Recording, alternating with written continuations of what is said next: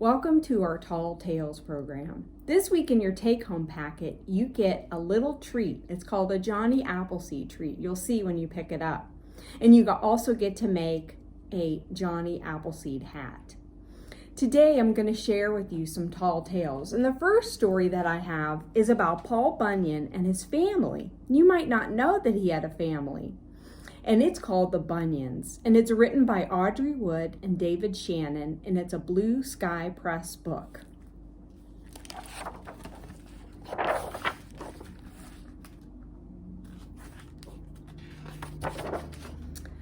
Now, I suppose that you've heard about the mighty logger Paul Bunyan and his great blue ox named Babe.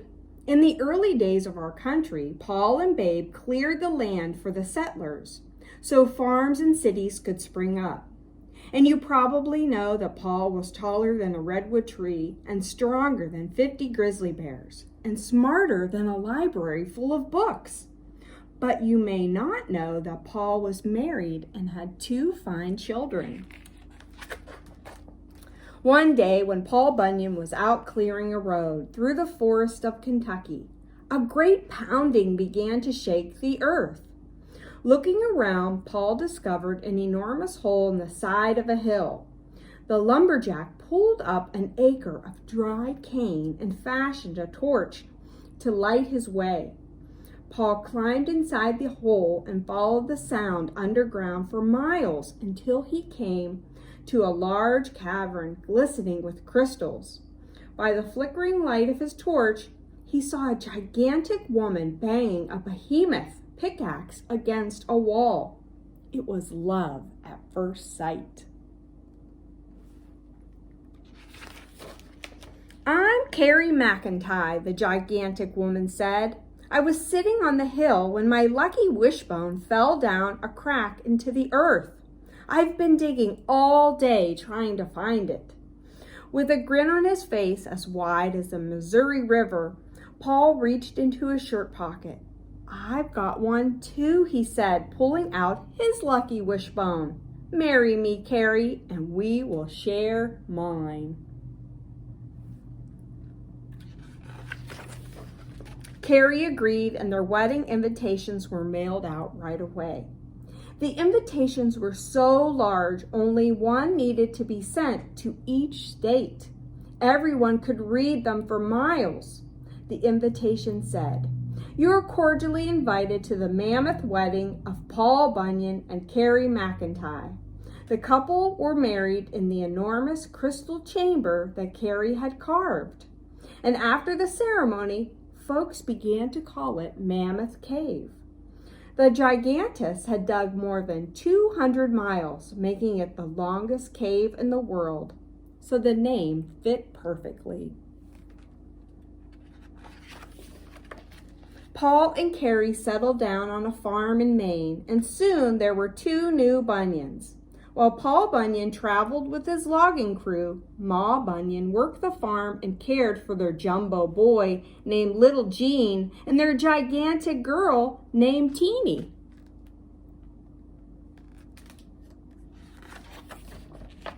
One morning when Paul Bunyan was home between jobs, Ma Bunyan cooked up a hearty breakfast of pancakes and syrup. Teeny was wrestling with her big purple puma named Slink and accidentally dumped a silo of syrup on her head. Teeny's hair was so sweet, bears crawled into it and burrowed deep in her curls. Try as they might, Ma and Pa Bunyan could not wash them out. "We'll need a forceful shower of water to get rid of those varmints," Ma Bunyan declared.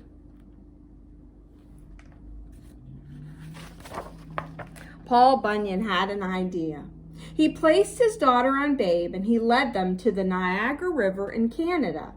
The gargantuan father scooped out a huge hole in the middle of the riverbed. As the giant river roared into the deep hole, Teeny cried out in delight, "Niagara Falls!" Teeny showered in the waterfall and the pesky bears were washed downstream. You could see the bears in the water. When little Jean was 5, he wanted to work too. So he followed his pa out to his logging camp in Montana. Thinking his son was too young to do much of anything, Paul set little Gene down in a barren canyon in Utah to play for the day. When the lumberjack went back to fetch him, he couldn't believe his eyes. Little Gene had carved the canyon into a wonderland of fanciful shapes. Paul Bunyan got tongue-tied and said, "That's a mighty Bryce Nannon, coy. I mean, that's a mighty nice canyon, boy." Somehow part of the mix-up stuck, and to this day, the canyon is known as Bryce Canyon.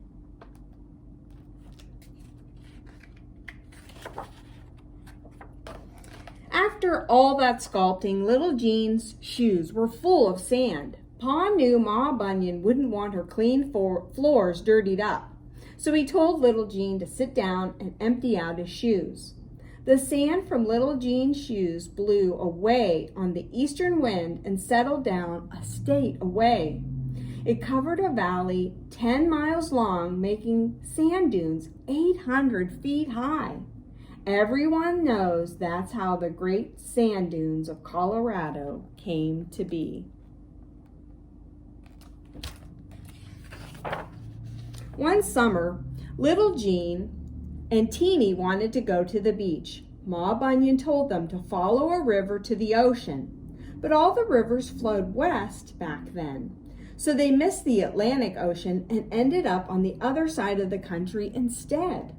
Ma Bunyan tracked them out to the Pacific Ocean, where she found Teeny riding on the backs of 2 blue whales and little Jean carving out 50 zigzag miles of the California coast. When Ma Bunyan saw what her son had done, she exclaimed, "What's the big idea, sir?" From that time on, the scenic area was known as Big Sur.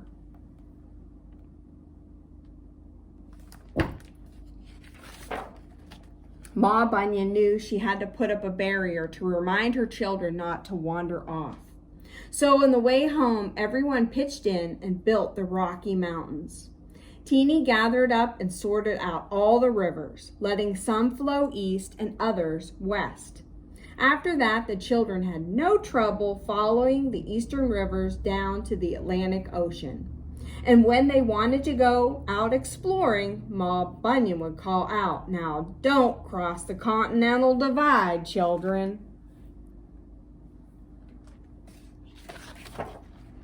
The best thing about camping is sleeping outdoors. And the worst thing is not having enough hot water. That's why the Bunyans always camped in Wyoming. By the time their camping years were over, Ma Bunyan had poked more than 300 holes in the ground with her pickaxe and released tons of hot water from geysers. But Ma got tired of poking so many holes, so she made a geyser that blew every hour on the hour. After that, there was a steady supply of hot water to keep the giant's clothes and dishes sparkling clean. Teeny named the geyser Old Faithful, and to this day, Old Faithful still blows its top every hour in Yellowstone National Park.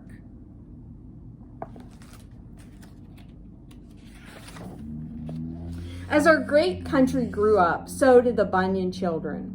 When the kids left home, Ma and Pa Bunyan retired to a wilderness area where they still live happily.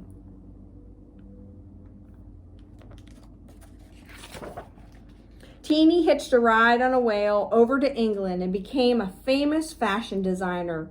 Her colorful skirts made from air balloons and her breezy blouses cut from ship sails were a sensation at the first World's Fair in London. Little Jean traveled to Venice, Italy, where he studied astronomy and art. Every day, the gondoliers would take their passengers down the Grand Canal to watch the giant artist chiseling his marble sculptures. You could see how little they are on the boats. After graduation, little Jean decided to explore new lands, as his parents had done. So he took 2 great jumps and 1 flying leap and bounded up into outer space. In 1976, the year of our country's bicentennial, a spacecraft sent by the National Aeronautics and Space Administration was on a mission to study Mars. The spacecraft was named Viking 1, and it took many photographs of the surface of the planet. One mysterious photo looked like a face carved out of colossal rock.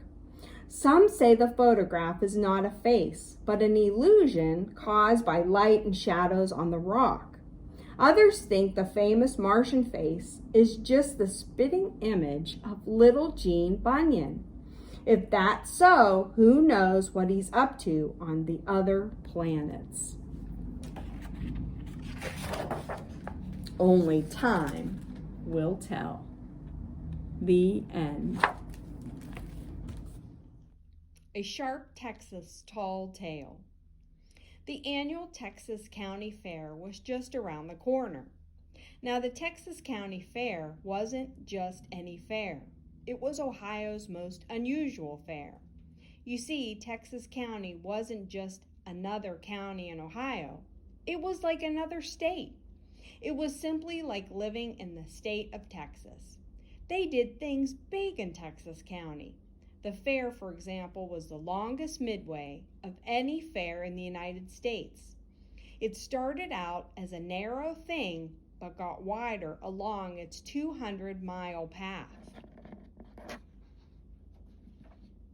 Every year they had a quilting contest at the fair. The winner got a mighty special trophy.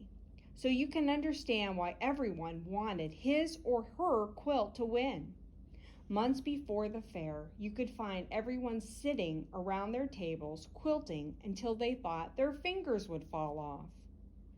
The opening day of the fair came. The quilting judging was right after the opening parade. The quilters, however, weren't in a hurry. You see, the parade usually lasted about 4 days. They really do things in a big way in Texas County. The first 4 days passed and the quilting judging began. Old Clara Wilkers was sure she'd win. But when they opened her folded quilt, everyone gasped in horror. A big piece had been cut right out of the middle of Clara's quilt. She was heartbroken. After 2 weeks, the judging was finally over. It usually took longer, but because the school year was starting, they only looked at the first 3,000 quilts. They really do things big in Texas County. Tommy and Tina Hansen were the winners. They quilted a Texas state flag. They proudly accepted their trophy, a giant pair of solid gold scissors. The end. The Lightbulb Fish. When I was in 2nd grade, I really loved to read. I read all the time and my mom was proud of me. But she did not like me reading late at night because then it was very hard for me to wake up for school the next morning. She took away my bedside reading lamp. Then one day my friend gave me a light bulb fish. She showed me how it worked. You see, the light bulb fish lit up if you clap 3 times. And it turned off if you clap twice. I took the light bulb fish home and showed it to my mom, but I didn't tell her what it could do. I set up the fishbowl right next to my bed. I told my mom I wanted to look at my fish before I went to sleep. My mom kissed me goodnight. I had a book under my pillow, and as soon as I heard her walking down the hall, I clapped 3 times. The light bulb fish turned on and its light filled my room. I pulled out my book and started reading, but my mom heard the claps and came down the hall to investigate. I clapped twice. The light bulb fish turned off and I slipped my book back under my pillow. Then I pretended to be asleep. She looked in and left again. As soon as I heard her down the hall, I clapped 3 times and the light bulb fish turned back on. I pulled out my book, but then I heard my mom again. 2 claps. Book away, lights off. This happened over and over again until my mother came in and said, I keep hearing 3 claps, and clap 3 times. Yep, the light bulb fish turned on and my mom knew what was up. I pretended to be asleep, but she did not say a word. She picked up my fish bowl with my light bulb fish in it and walked out of my bedroom. She took it to her room, and just as I was really falling asleep, she called, How do you turn this fish off? The end.